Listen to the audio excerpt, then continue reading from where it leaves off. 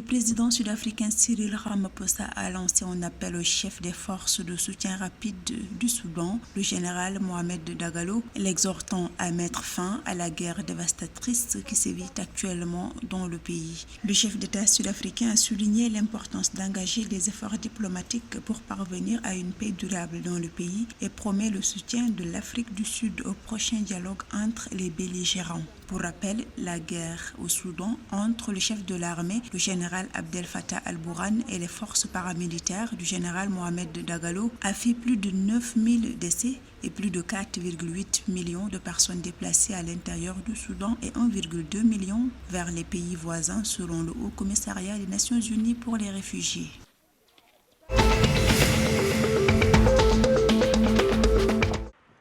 Le gouvernement zambien est optimiste quant à une reprise économique en 2024 en Zambie. Cette croissance serait notamment portée par des nouveaux investissements dans le secteur minier de la province du Copperbelt. À cet effet, l'État zambien envisage d'accroître ses investissements dans les équipements miniers modernes afin d'optimiser l'exploitation des précieux gisements minéraux dont regorge le pays. En outre, le secteur minier est considéré comme un levier de développement économique majeur capable de stimuler la croissance et promouvoir la création d'emplois en Zambie selon le gouvernement.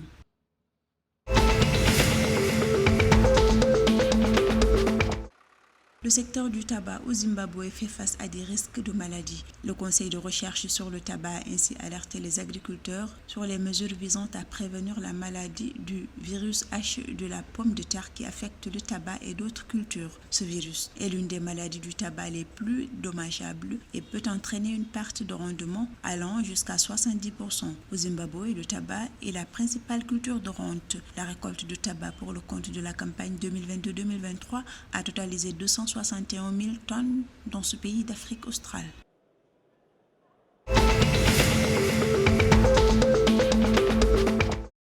Un investissement de près de 180 milliards de francs CFA a été alloué pour la réalisation d'un projet d'interconnexion électrique entre le Mali et la Mauritanie. L'initiative contribue à la mise en œuvre du projet d'interconnexion électrique de 225 kV Mauritanie-Mali et le développement de centrales solaires associées dans le cadre de l'initiative Desert to Power. Ce projet d'envergure vise à établir une interconnexion électrique haute tension de 1,373 km avec une capacité de transit de 600 MW entre les deux pays et de construire une centrale solaire de 50 MW à Kifa en Mauritanie reliée à l'interconnexion.